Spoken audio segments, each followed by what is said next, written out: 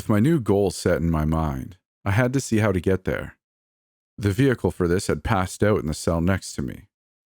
After checking to ensure all attention was on the succubus, who was being held in a room further up the hallway, I did my best to rouse Amunda from his stupor. "Amunda," I whispered.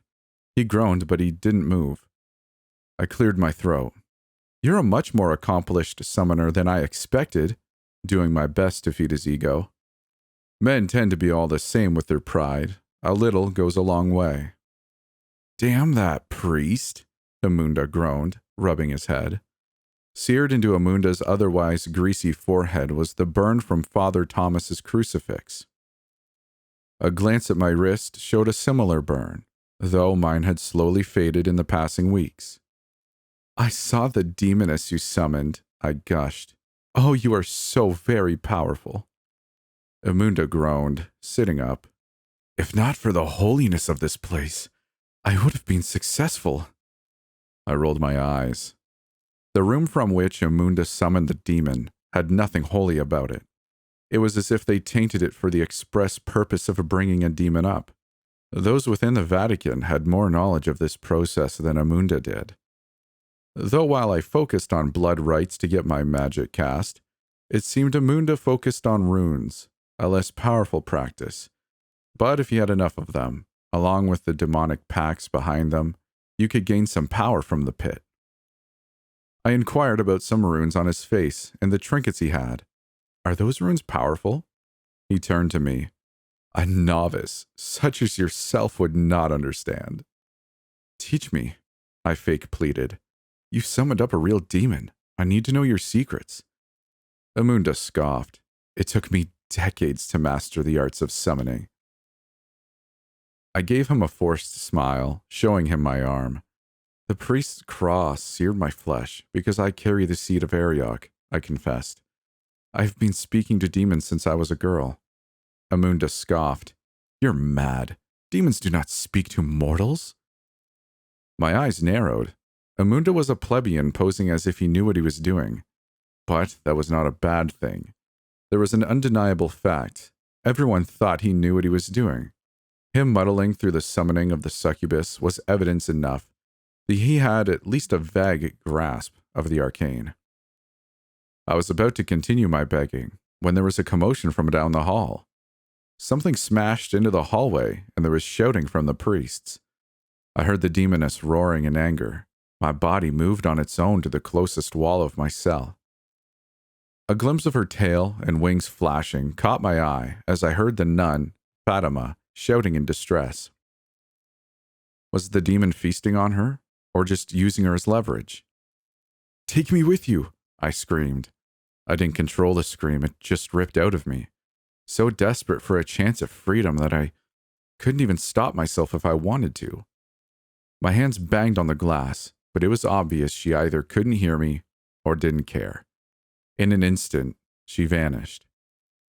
The priests rushed after her. I hoped that she killed them all. A vision filled my mind of the demoness ripping through men and women in the Vatican, leaving nothing but bloodied marble and broken buildings. Then the proud, powerful demoness striding to us, demanding our souls and loyalty for our lives. "Take my soul, O beautiful demoness of Asmodai. I'd give it gladly. Just release me," I heard myself say in my mind. Amunda was on his feet, laughing. She was too much for them to handle. He wasn't wrong. It was clear the priests were dealing with power they couldn't understand. So was Amunda, but that didn't matter much. Getting out was still a problem I had yet to solve. That's when a door opened from where Amunda had summoned the demon. A cool breeze blasted past my cell and sent a shiver down my spine. Worse was how unnerved the breeze made me feel. It made me feel like I wasn't in the right place. The pit of my stomach sank, and I felt nauseous at the air that was filling my cell. Mercifully, the doors shut, and I heard a man shouting from the room down the hall. "St. Timothy! It looks like a prison!" a Latino voice shouted. St. Timothy? Who was that? Two men approached our cells, answering my question. The first man was just a Latino man wearing a well-fitted suit. His hair was graying, but didn't seem older than 40. It wasn't him who sent a chill down my spine and made me stagger back from the door of my cell. It was the taller man in the black trench coat. His hair was black, short, proper cut like a military man. A serious expression on his 20-something face. Not a wrinkle is visible on it. The face of the man was that of a man.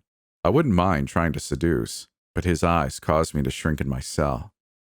They were icy blue. Worse yet, when I looked into them, they reflected a purity I had never seen in another man. It was as if I could see myself deep inside his eyes, tied to a bed, as if it was the vision my mother had of me in her final moments. It churned my stomach and chilled me to the bone. George, why don't you investigate what happened? See if you can't get information. The blue-eyed man glared at Amunda. I'll question this one. On it, St. Timothy, the Latino man said as he headed towards the hallway leading to where the demoness had escaped. St. Timothy. The title got to me, and it shook me even deeper as I realized how anyone's eyes could be so pure, reflecting my sins back to me. So drastically piercing and cold, yet holding a serenity and calmness deep inside. He is an angel. He must be an angel. What happened here? St. Timothy asked Amunda. What is it to you? St. Timothy's voice rose in anger and shook me deeper still. Everything.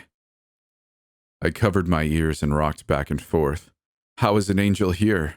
Angels were spiritual like demons. They couldn't walk the earth. It was impossible. It went against everything I believed in, everything I was told. Amunda's resolve cracked and he staggered back. Well, I have accomplished what I came here for. And that was what, exactly? St. Timothy demanded. I shrieked, now on my feet. Don't tell him anything, Amunda. Timothy's head snapped to me and I felt his eyes boring into my own. The reflection of me curled up on the bed, shrinking before the rapists that took my mother. But I saw deep into my eyes' reflection, the rage that was born that day, now flickering back at me. My knees collapsed beneath me, and I dropped, my eyes wide and still locked on his ice blue eyes. I felt naked and alone, despite people standing near me. Amunda shuddered. Who is he?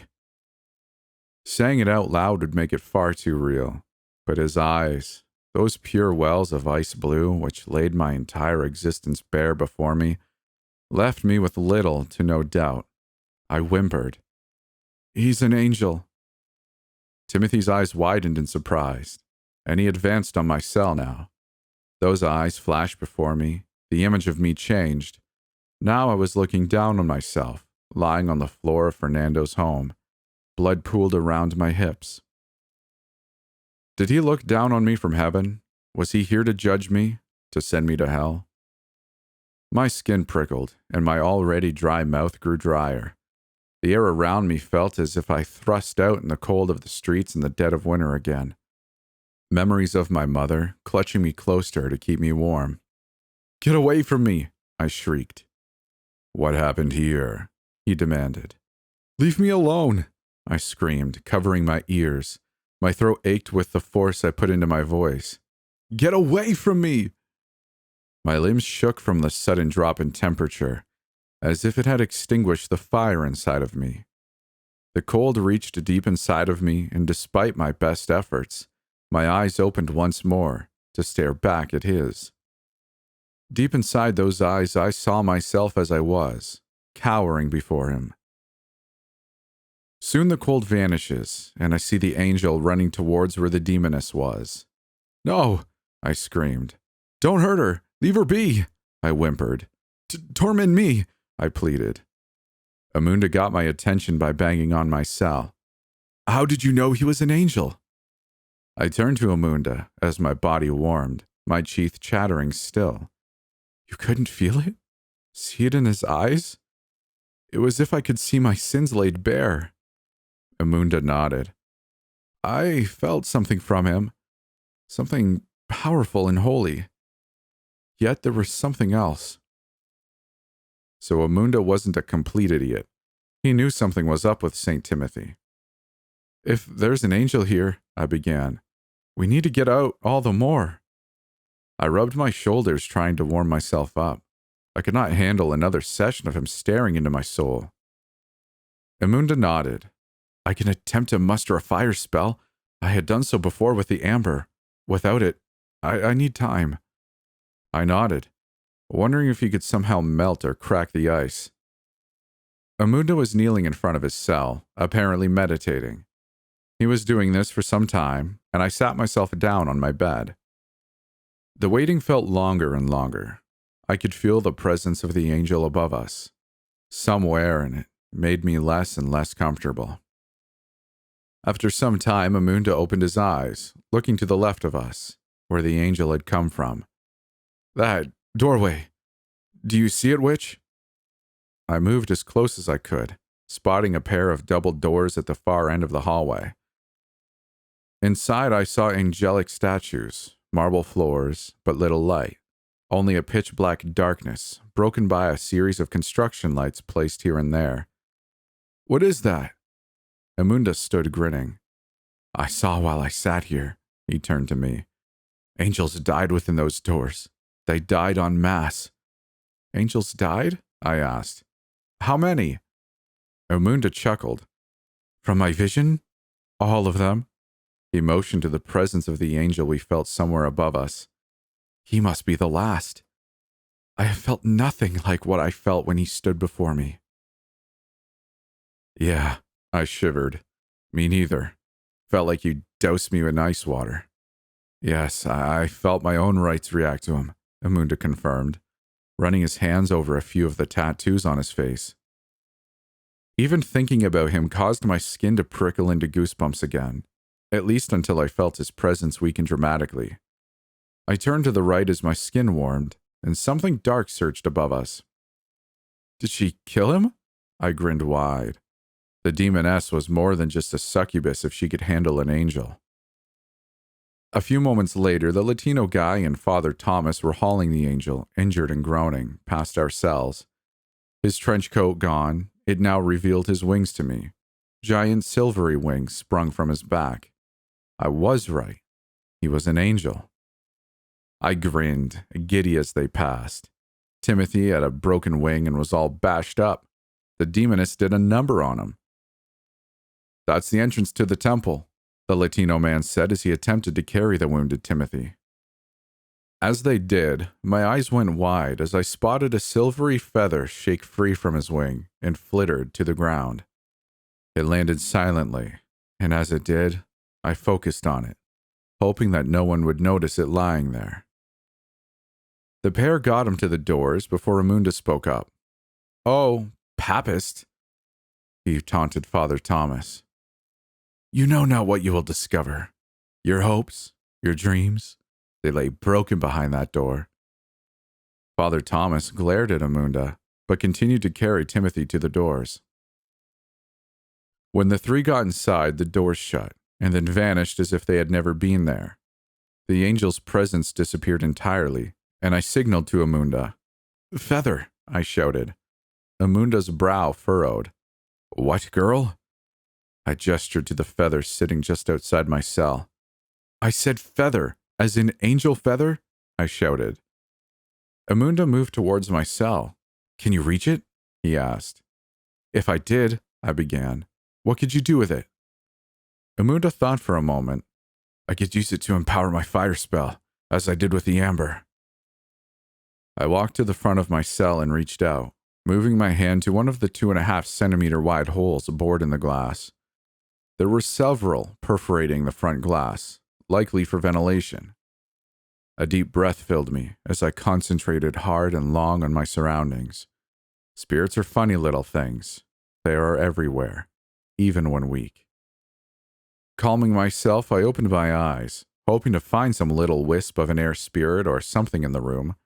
But despite my best efforts, none were here.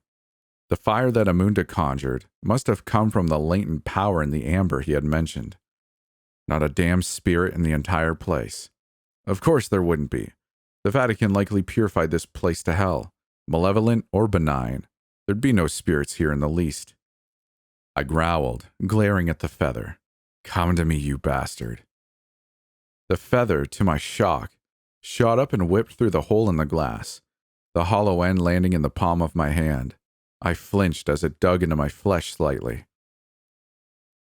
A vision filled my mind that sent shivers down my spine. A massive marble room, dark, bleak, and eerie. Within it, the corpses of hundreds of angels, their bodies left to rot on the stone floors, dried wings and wilted feathers plastered to the floor by dried blood from years ago. On the floor, dried blood pooled in small imperfections on the floor. This had to be the source of the sanguine amber that Amunda used. I heard the wailing of the angel Timothy, far younger, in my ears. A soothing female voice soon calmed him. The vision ended, and as I came to, I gripped tightly the feather in my hand. Amunda turned to me. Give me the feather. I'll use it to burn away the door. I gave Amunda a cursory glance, and then looked back to the item in my hands. Angel blood was powerful, true, but the feather of an angel, possibly the same, if not more so. I pulled a few barbs from the feather and offered them to Amunda. See what you can do with that. We may need more. Amunda grumbled, taking the tin things I slipped him through the seam between the floor and the wall between us. Before Amunda can invoke, or cannot invoke, Haberam's fire, I make a quick suggestion. Rather than trying to call forth Haberam's power, I chide, maybe, as you are offering something less potent, invoke a lesser demon to your cause. Amunda frowned. I always seek Haberam for fire. With a calm breath, I tried to bring Amunda down to earth. Yes, but Haberam is a duke of the underworld, and I doubt he will help you for anything less than that amber, no? Amunda thought for a moment. To be honest, I had little success in the past without the amber. He thought for some time. Perhaps Zephyn? It took a great amount of effort to not sink my head into my hands at the suggestion. Zephyn was the demon who stoked the fires of hell. While a fire spirit that was powerful, one who wasn't the sort to help mortals with requests. Nor would Zephyn likely want or even be able to lend his power upwards. I'm thinking much lower. Eurobach? I suggested. Barely an imp, Amunda grumbled. Yes, but one who might loan you enough fire to, do something? I shouted. This room has lost some of its holiness because of your work, so before someone comes down here to bless and sanctify things, invoke the damned spirit. My patience was running thin. If you are so versed in these matters, why don't you do it? Amunda proposed. Maybe he wasn't a complete idiot, but I had to make sure they saw Amunda as the threat, not me. If they did, I'd be able to keep a low profile through our escape. Well, if you train me, surely you can invoke a simple spell, yes? Amunda narrowed his eyes to me and held the barbs of the feather in his hands. Oh, Urabak, oh inferior demon, I offer you this tribute in exchange for your flame. Bequeath me fire so I may escape this accursed prison. I took a few steps back. Urobach was a fire demon, sure, while fire wasn't his only strong suit. The barbs of the feather soon began to smoke and burst into flames. The fire then spun around Amunda's hand and surged forward, collecting in the food slot. I covered my ears. Amunda scoffed. Ha! A waste of good regents. That's barely enough fire to... The fire soon turned black and promptly exploded. The force of the explosion was enough to send me to the floor, and with Amunda standing so close, he was hurled into the back of his cell. Smoke filled his cell, but I could see from the room that it was leaving his cell through the door. It worked. The smell of sulfur permeated the air, and I grinned as I realized the blast had caused my door to suffer enough damage to have cracked. It took a bit of force, a few slams of my shoulder into the door, but the hinges finally failed, and it fell to the ground. Perfect. Now it looks like my escape was accidental. I thought. Amunda groaned, coughing. What was that, wench? Your suggestion nearly killed me, he complained as he stumbled out of his cell. It worked, did it not? Perhaps this feather merely has more power than we realized, I proposed. Amunda nods. So, now what? Now we get out of here. We may have escaped our cells, but the priests and bishops up above aren't going to just let us trapeze on out of here, Amunda pointed out. He was right, unfortunately. Let's just see if they have any clothing here. Amunda nodded and began to look around in some smaller rooms. I headed to where the demoness emerged. Inside, I had spotted salt in a circle around a symbol. It was the sigil of Asmodai, resting in the center. Well, hello, I said to no one in particular, investigating the runes and regents set up around the room. It was a proper place to summon a demon. There were animal bones strewn about, some cloth that had evidence of bloodstains laid on a small altar. Candles which I had hoped had infusions of blood were still lit. As I examined the room, I even found a well-made and ornate knife. It was a bloodletting knife, something used to ensure the wound would gush. I fingered the edge, and upon examining it, my heart sank. Oh, they have never used you, you poor thing. I spoke to the knife as if it were alive. A man groaned from behind the summoning circle. Ah, my head. Laying on the ground was a priest, possibly hurt in the demon's summoning. I wonder if the fact he had fallen behind a curtain had left him forgotten by the others. I hid the knife behind my back. Oh, Father, we've been looking everywhere for you. A devious plot developed in my mind. He groaned, rubbing his bald head with his right hand. Leaning forward with his left, he had a short brown beard on his pudgy face. Here, let me help you, I offered him my free hand. And he did so. I helped him to his feet. Oh, my father, your vestments! I knelt down and pulled his collar off, undoing his shirt. They are filthy. They are? The dazed priest questioned. Yes, let me get these off of you. I hurriedly pulled the vestments from him, leaving him in an undershirt and slacks. Thank you, he frowned. Who are you? I smiled, grabbing him by the beard and pulling him away from the clothing, pointing to the sigil on the ground. I'm his newest acolyte. I swiftly sliced the knife through his throat. The priest gasped, grabbing his neck as blood gushed from his cut throat. Without paying the dying man much mind, I moved his vestments away from him a good distance to ensure he didn't get blood on them. Lord Asmodai, I shouted. Hear me. I pledge myself to you. I murder this man for you. Take my sin as my first offering. I shall serve your whims, I shouted. The priest gaped like a fish out of water as he collapsed on the sigil, his form growing motionless as his eyes grew distant. His blood ran along the salt, creating the sigil, and soon filled it entirely. As it did, the candles in the room all ignited with green flames. A powerful voice filled the room. Who claims to serve me? I didn't even realize that the feather in my pocket was warming. I was hopeful it wouldn't be consumed by Asmodai. I am BellaDelAvana. I sank to my knees and bowed low. Is that a name I should know? Witch? The voice growled. I swallowed hard. I know of your servant who came forth from your realm. I wish to aid her, and by proxy, you. You know of Sarah? The voice bellowed. Yes, I saw her, I explained. Where is she? He growled. We cannot see her. I could help him. This was good. If I offered my help with no resistance, then I might gain his trust. Oh, powerful Lord, the Catholic Church summoned her into the Holy Vatican City.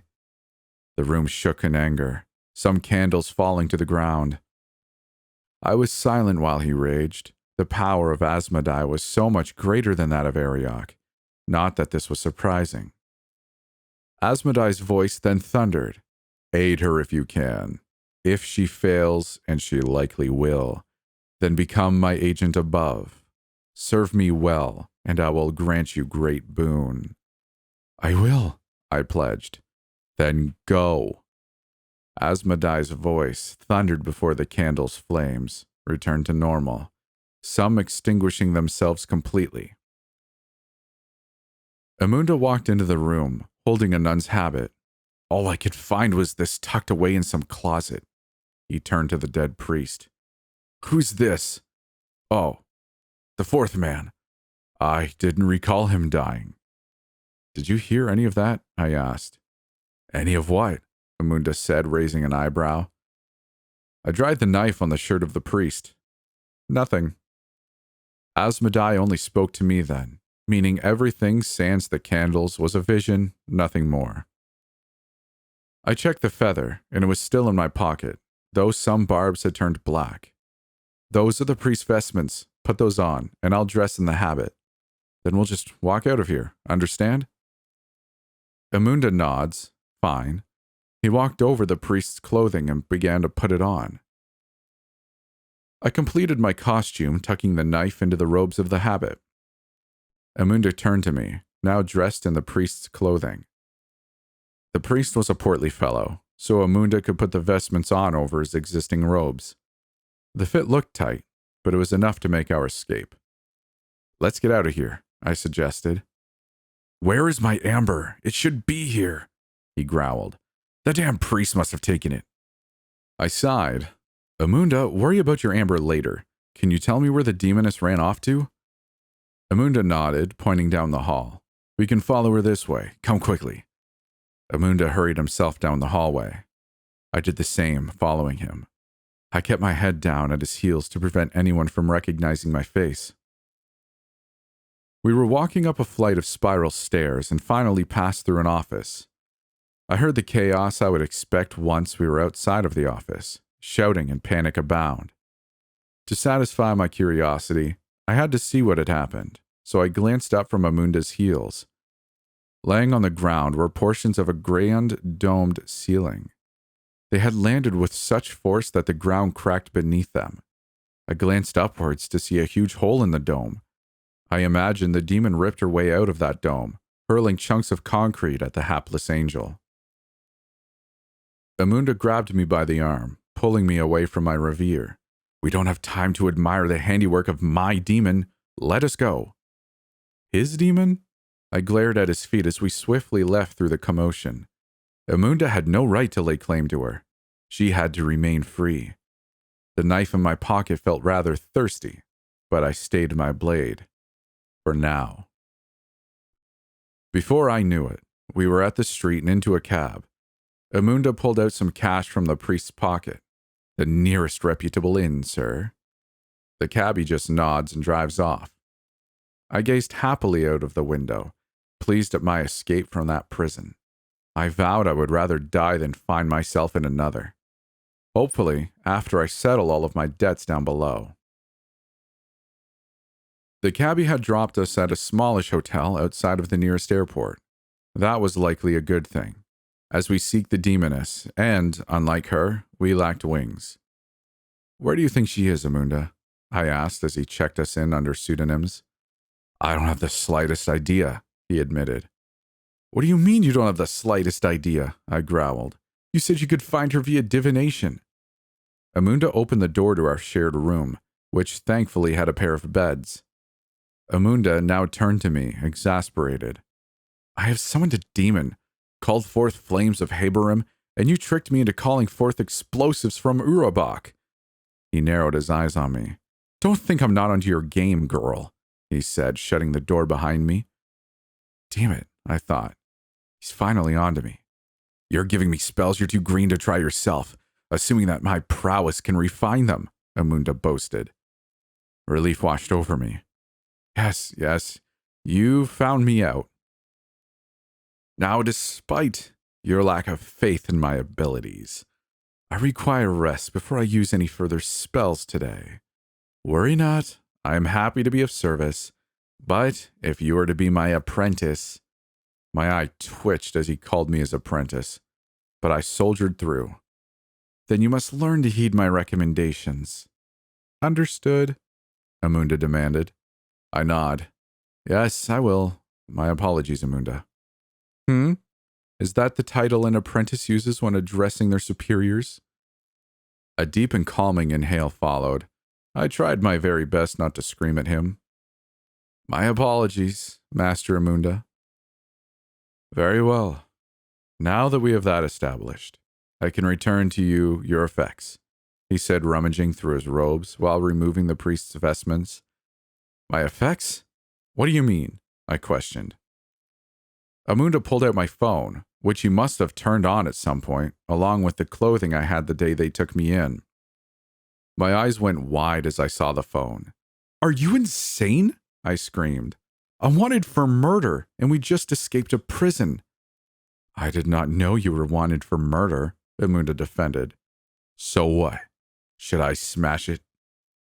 We have to get out of here, I exclaimed.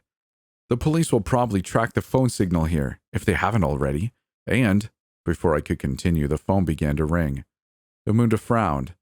Why would they call the number? I swallowed hard and was about to hang up from the private number before the strangest compulsion came over me. For some reason I did not understand at the time, I answered it. Hello? An American woman's voice came over the line. BellaDelAvana? Who is this? I asked, more concerned that I answered the line than I was that the person on the other end knew me. Samantha Waldrop, she explained, rather bored. Long story short, my dear, my master told me to come help you out. Where are you? I grumbled. I don't have time to. I took care of the police, Bella, don't worry.